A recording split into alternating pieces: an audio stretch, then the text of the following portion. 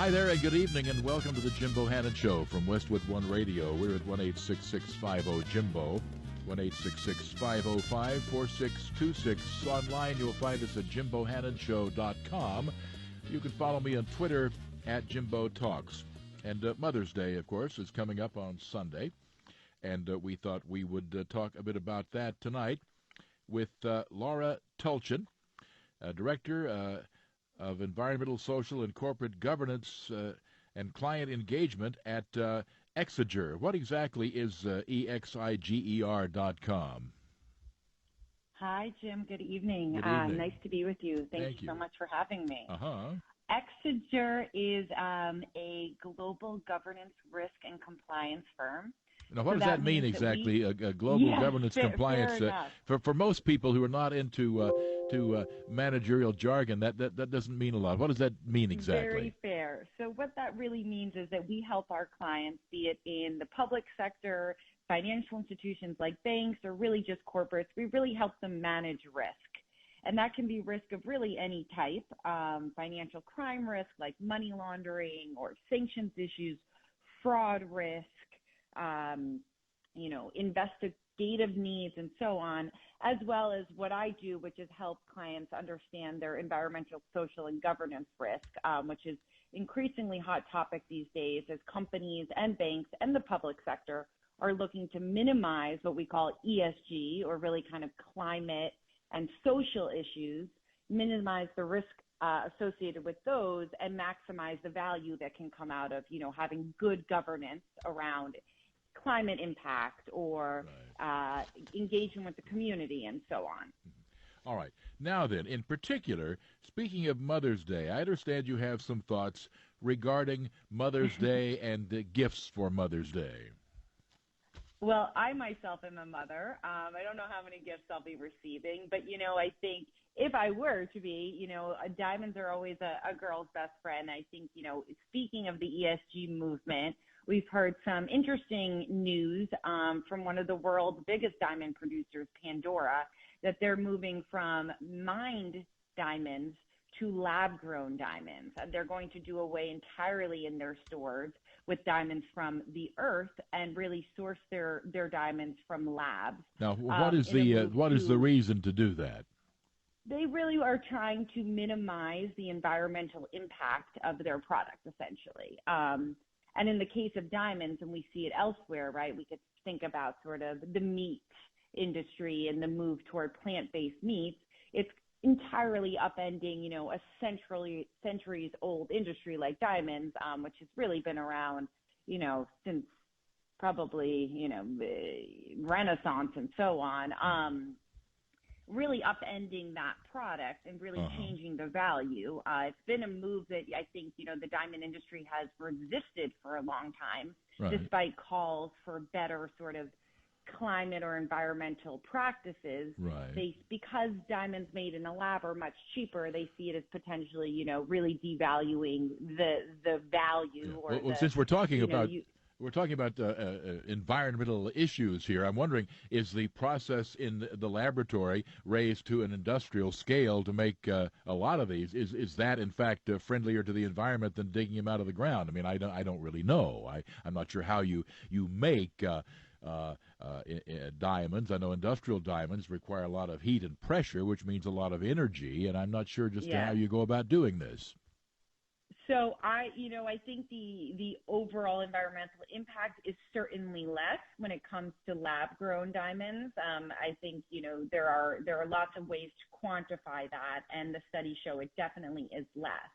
But, it's not always, I think with these ESG issues, we sort of get caught up on the fancy headline. And when you think about overall impact and you think about, wanting to do right by the environment, but also wanting to do right by the community and keep your employees employed, or, maintaining a presence that's been beneficial to a community, you also have to consider, lost jobs or sort of, what are the other effects that's not just the fancy headline. And in the case of Pandora, I do think personally, the incentive here was to truly kind of minimize damaging impact from mining. But of course, there will be other downstream effects which potentially are not as positive. All right. You said that these laboratory diamonds are cheaper. What do they look like, since that really is what most people are looking for in a diamond? Yeah. I think for the average consumer, they don't look any different than what we know as sort of an earth grown or regular diamond. I don't think unless you're a real sort of expert, I don't think you would be able to spot any differences between the two. All right. 1-866-50-JIMBO, 1-866-505-4626. Who would be selling these, or are they selling them currently? Is this a prospective notion? I mean, I haven't really been in a jewelry store in a while, but certainly no one has ever said, "Well, here are the mined diamonds, and over here we have the lab diamonds." I've never heard that subject even brought up. So, is this something that is happening now, or is this something that is being discussed?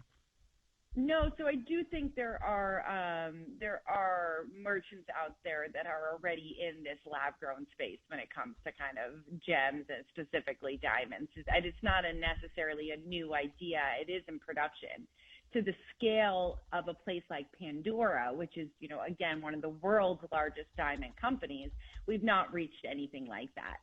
And to exactly that point, Jim, I don't think Pandora will be advertising these as sort of lab-grown diamonds. I think the idea, like we see in other places, is that, the consumer simply adapts, doesn't even really know the difference. And the hope is that actually it invigorates sales because, A, the price point might go down, but B, they're trying to appeal to consumers who are, conscious about the ethics of their consumption choices.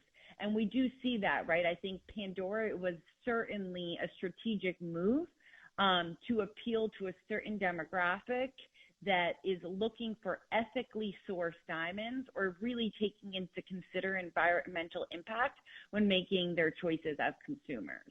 How bad is diamond mining? I mean, I really don't know what it does. Is this some kind of great desecration of the land? I don't know exactly the process by which we obtain diamonds the old-fashioned way.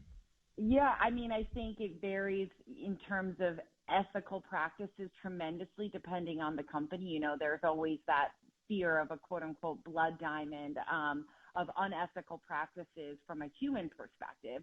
From an environmental perspective, it is certainly a ton of literal energy required to go into the earth and mine these precious metals, which are, of course, sort of, becoming more and more rare. And from that perspective, maybe increasing their value in the marketplace. But,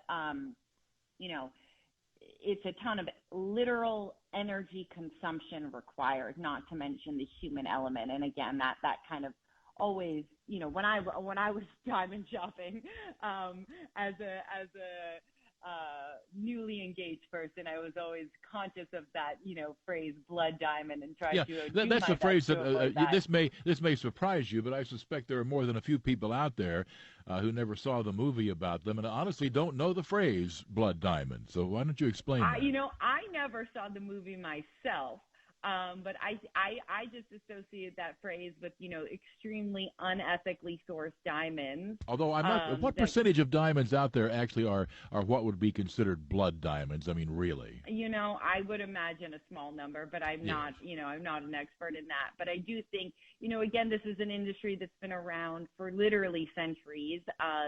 Many of the diamonds that are mined come from Africa, and there is kind of a history of colonialism that's involved with their mining, right? So these are just, I think, kind of societal residual concepts when it comes to thinking about how this good happens to be sourced. All right, more to come. 1-866-50-JIMBO, 1-866-505-4626. With Laura Tulchin. Again, she is with the firm Exiger, EXIGER.com, and we're learning about an alternative should you be in the market for diamonds for Mother's Day. 1-866-50-JIMBO, and we'll be back in just a moment.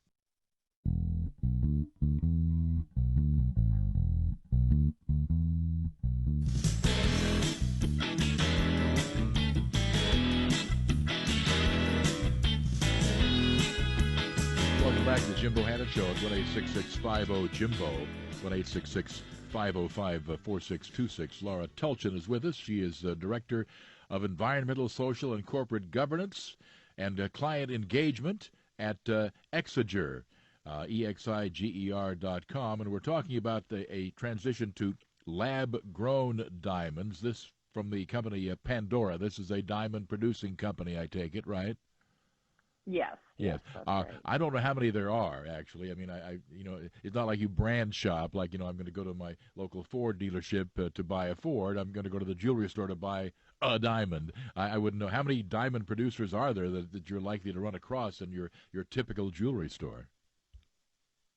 Well, no, I mean, Pandora is the retailer, right? Just like Tiffany or Oh, okay. So they're just a retailer. So I've got you. Okay. Exactly. So in other words, when they announced a transition to lab grown diamonds, that means that's all they will sell. Is that it? Exactly. I see. That's what they will source from.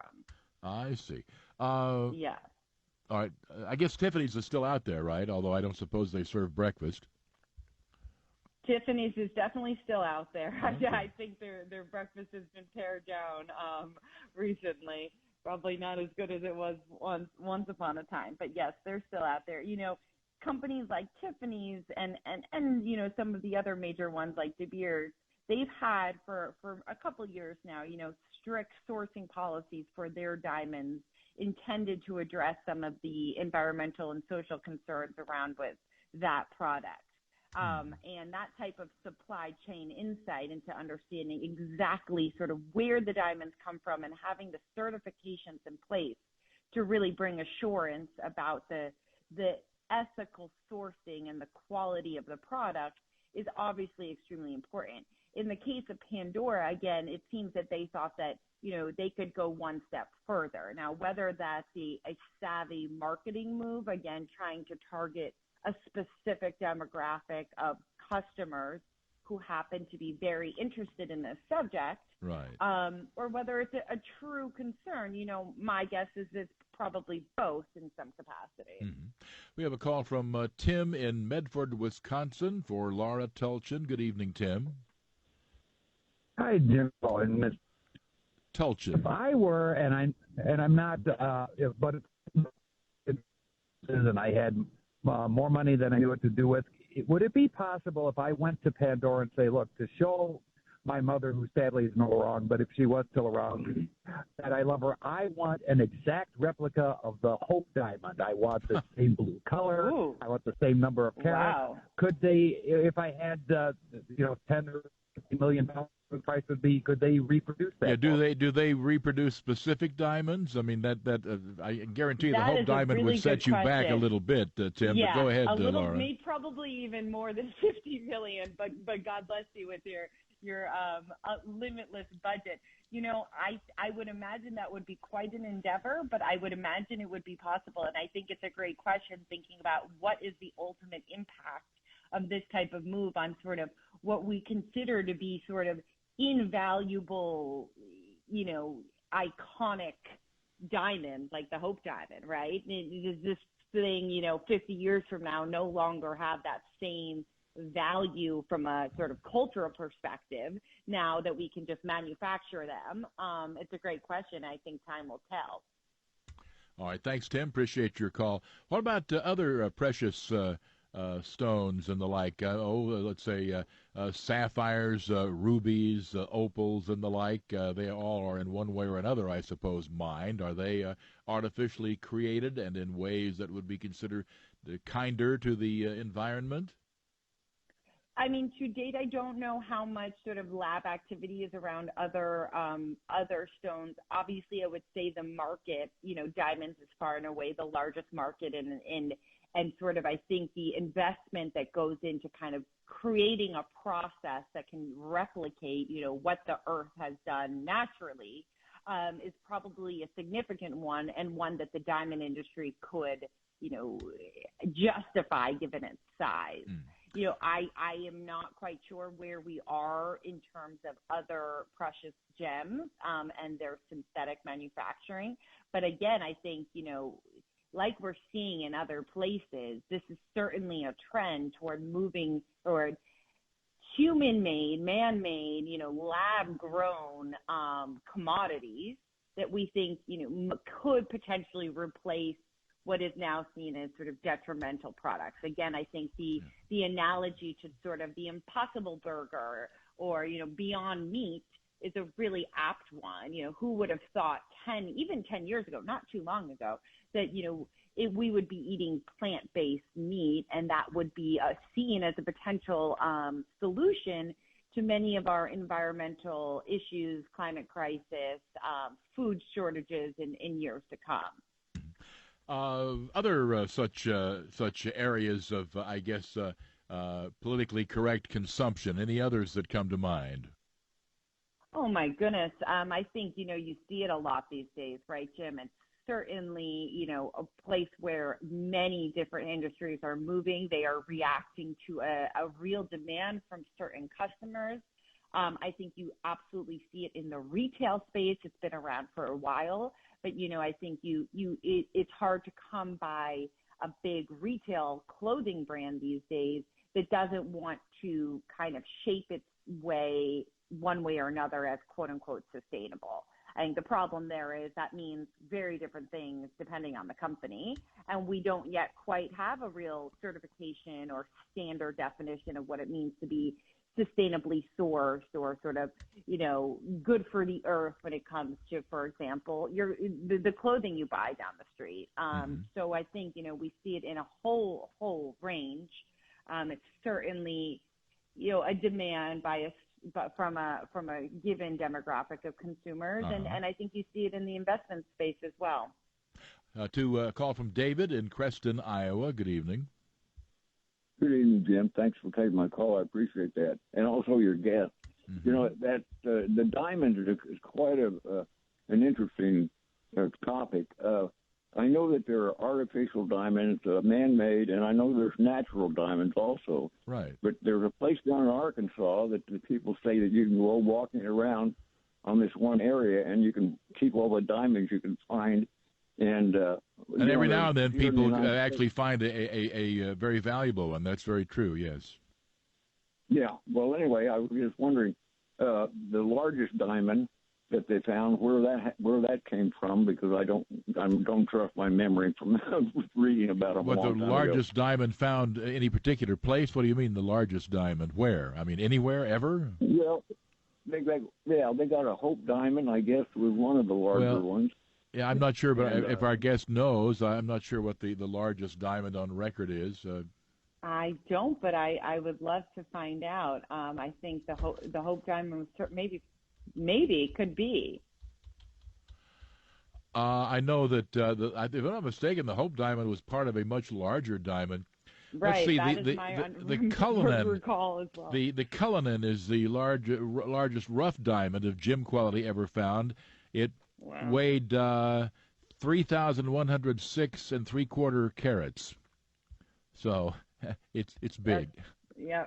It was found in 1905 and was given to King Edward VII.